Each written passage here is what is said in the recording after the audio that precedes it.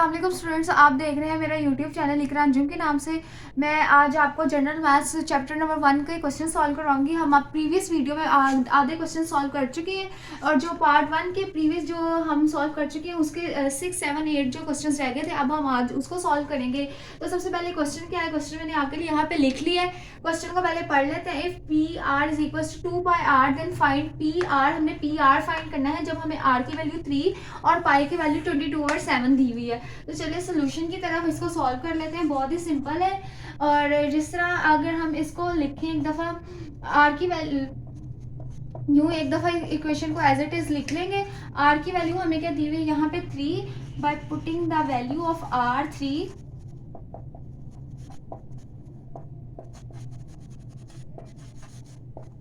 जो कि हमारे पास है 3। इस इक्वेशन में इसको इक्वेशन 1 का नाम दे देते हैं। इसमें जब हम 3 पुट करेंगे p is equal to 3 two pi की वैल्यू क्या दी हुई है हमें 22/7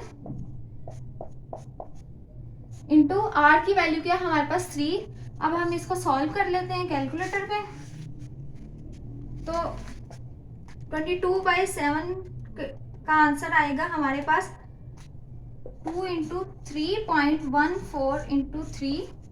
अब इस सारे को सॉल्व कर लेते हैं।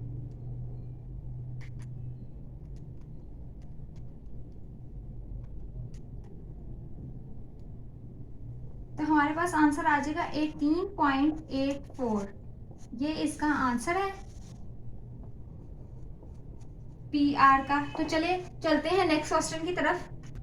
अच्छा स्टूडेंट्स, अब ये मैं क्वेश्चन नंबर 7 भी लिख चुकी हूँ। ये एज इट इज जैसे क्वेश्चन नंबर 6 सॉल्व किया था, ये सेम वैसे सॉल्व करेंगे, लेकिन इस बार यहाँ पे 4 दे दिया गया और आर की स्क्वायर दे दिया गया है। सेम इसी तरह एक दफ़ा इक्वेशन को हम लिख लेंगे जो कि है 4 पाई आर स्क्वायर, और आर की वैल्यू इस दफ़ा हमें 8 दी है और पाई की वैल्यू हमेशा 22/7 ही रहती है। तो अब हम इसमें वैल्यूज पुट कर लेते हैं। आर की वैल्यू 8 है तो 8 पुट करेंगे। 4 इंटू पाई की वैल्यू 22/7 और आर 8 का स्क्वायर हो जाएगा। अब 4 इंटू पाई की वैल्यू हम इस तरह लिख लेंगे। 8 का स्क्वायर 64। चलिए अब इसको कैलकुलेटर पे सॉल्व कर लेते हैं कि इसका आंसर क्या है। इन सबको हम मल्टीप्लाई करेंगे। अब इसको हल करके देखते हैं कि क्या इसका आंसर आएगा।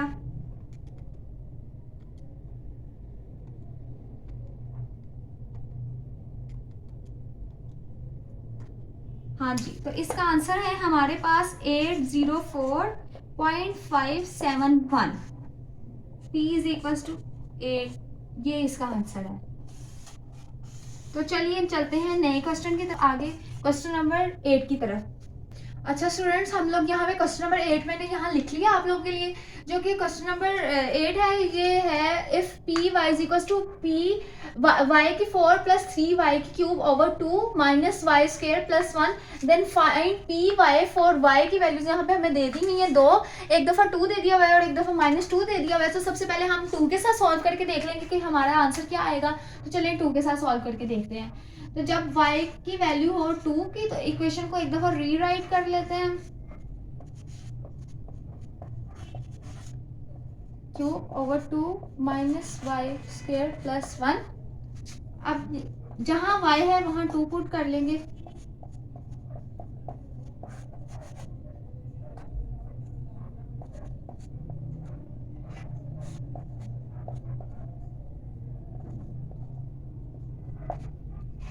अब 2 का 4 होता है 16 प्लस 3 इंटू 8।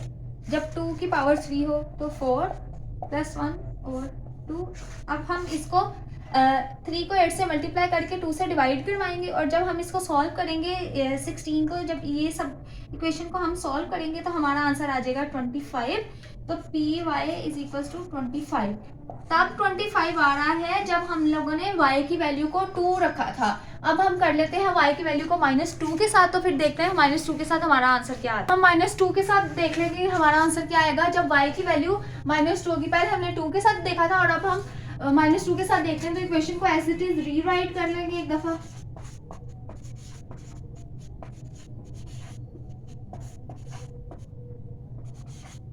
+1। अब हम -2 पुट करेंगे। जहां जहां पे y है वहां -2 पुट करते जाएंगे।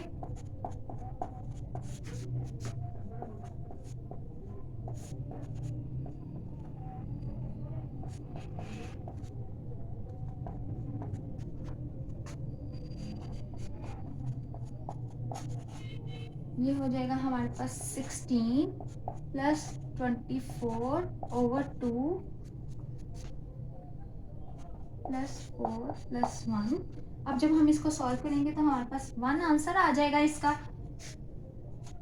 p जब हमारे पास जब y की वैल्यू -2 पुट करेंगे तो हमारे पास 1 आंसर आएगा। अच्छा स्टूडेंट्स, पहले जो थे ना हम वो सारे ये क्वेश्चंस पार्ट 1 के हम सारे क्वेश्चन सॉल्व कर चुके हैं, जो कि क्वेश्चंस थे टोटल 8, उसमें से एक आपको 100% बोर्ड में आएगा ही आएगा। अब जो हमारा दूसरा पार्ट है ना उसमें हमने रिड्यूस करने हैं क्वेश्चंस, और लेकिन वो ये है कि उसमें हमने मुख्तसर तरीन शक्ल में दिखाना है इसको, इन क्वेश्चंस को सॉल्व करना है।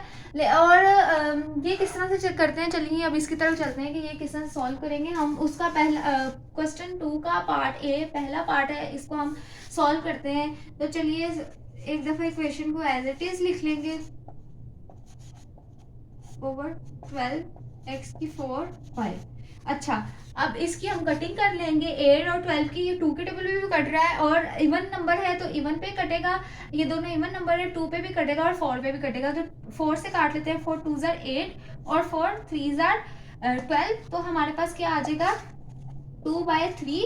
अब ये हमने पावर्स को वेरिएबल्स, ये वेरिएबल्स होते हैं x और y, और यहाँ पे x की पावर 4 है और y की पावर 1 है। तो हमने अब ये हमारा ना सिंपल एक ही तरीका होता है ये कि जो वैल्यू बड़ी होती है उसमें से हम छोटी वैल्यू को माइनस करवा देते हैं। तो यहाँ पे x हमारे पास जो x की वैल्यू है यहाँ पे बड़ी है, x की 4 है और यहाँ पे x की स्क्वायर है। तो ये x नीचे आ जाएगा, मतलब कि x की 4 माइनस x की 2, ये वाला माइनस हो जाएगा। और यहाँ पे y की वैल्यू बड़ी है तो यहाँ पे y की वैल्यू 1 है, तो ये हो जाएगा y2 - 1। अब इसको जब हम मजीद सॉल्व कर लेंगे तो 2y, ये 2 में से एक 1 माइनस किया तो 1 आ जाएगा। तो y 1 हम मेंशन नहीं करते, 2y/3x की स्क्वायर, ये इसका आंसर है। अच्छा स्टूडेंट्स, अब मैंने पार्ट ए सॉल्व करने के बाद पार्ट बी लिख लिया इसका कि इसको किस तरह से सॉल्व करेंगे। तो इसको चले सॉल्व कर लेते हैं। 25a की क्यूब b की क्यूब ओवर 14a² b4। अच्छा, अब हमने देखना है कि ये दोनों किसी एक टेबल पे डिवाइड हो रहे हैं, नहीं, ये 2 पे हो जाएगा और ये 5 पे होगा, दोनों सेम टेबल पे नहीं कर रहे। तो इसका मतलब है कि ये एक टेबल में नहीं आ रहे, तो ये एज इट इज आ जाएंगे। इसको हम एज इट इज लिख लेंगे 25/14। अब जैसे पिछले क्वेश्चन में हमने क्या किया था कि जिस सेम वेरिएबल्स के, अच्छा आप लोगों ने ये ध्यान रखना है कि सेम वेरिएबल्स में से माइनस करना है। तो अब मैंने आपको क्या बताया था कि जिनकी पावर, जिस वेरिएबल की जहाँ पे पावर ज्यादा होगी, जिस ना यहाँ पे 3 की a3, यहाँ पे 3 a की पावर 3 है और यहाँ पे a की पावर 2 है, तो ये a ऊपर जाके माइनस होगा क्योंकि यहाँ पे बड़ी वैल्यू है, यहाँ पे पावर ज्यादा है। और यहाँ पे b की नीचे b की वैल्यू जो दी हुई है वो b4 है, तो इस वजह से ये b की क्यूब नीचे आके माइनस हो जाएगा। आपने ध्यान रखना है कि सेम वेरिएबल को सेम से माइनस करवाना है, ये ना आप a b और इस तरह से माइनस करवा दें, आपका क्वेश्चन गलत हो जाएगा। तो a की क्यूब माइनस ये a2 है और b की 4 - 3, तो ये आ जाएगा 25। 3 में से 2 गए 1, तो 1 हम मेंशन नहीं करते, ओवर 14। अब वो 4 - 3 तो 1 मेंशन नहीं करते, तो ये होगा इसका आंसर। बहुत ही सिंपल, बहुत ही आसान ये क्वेश्चन है, ये पार्ट बहुत आसान है। अच्छा, आप ये क्वेश्चन 13 लिख लिया मैंने, ये बहुत ही आसान क्वेश्चन है। सबसे पहले इसको रीराइट कर लेंगे, 5c - 5d c2 - d2 d²। अब इन दोनों में से कॉमन ले लेंगे, 5 को कॉमन है ना, 5c - d और यहाँ पे फॉर्मूला लगेगा हमारे पास a² - b² = a + b, a - b। ये फॉर्मूला आप ना याद कर लें, ठीक है।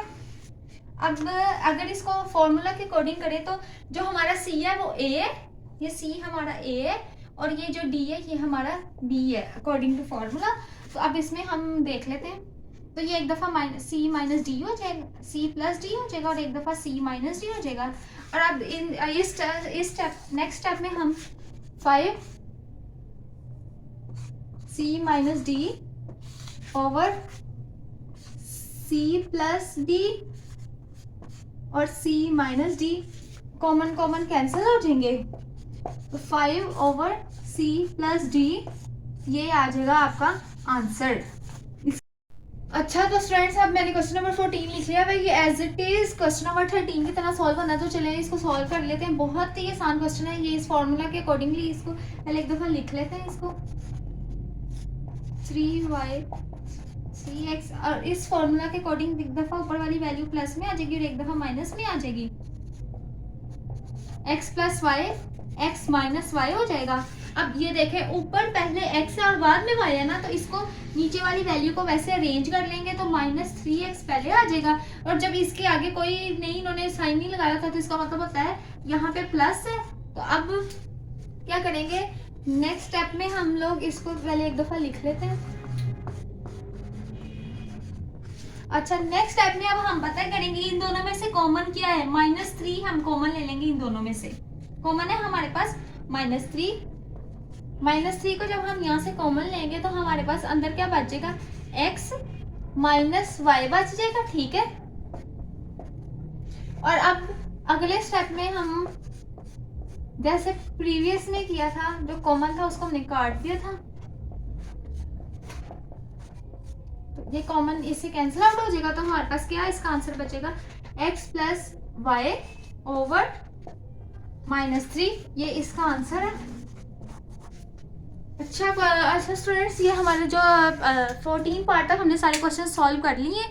अब ये जो नेक्स्ट क्वेश्चन है वो हम आपको नेक्स्ट वीडियो में करवाएंगे। तो अगर आपको वीडियो अच्छी लगी हो तो लाइक और सब्सक्राइब ज़रूर कीजिएगा हमारे चैनल को, और कमेंट भी कीजिएगा। तो इंशाल्लाह अल्लाह हाफिज़, मिलते हैं नई वीडियो के साथ, तब तक इजाज़त, अल्लाह हाफिज़।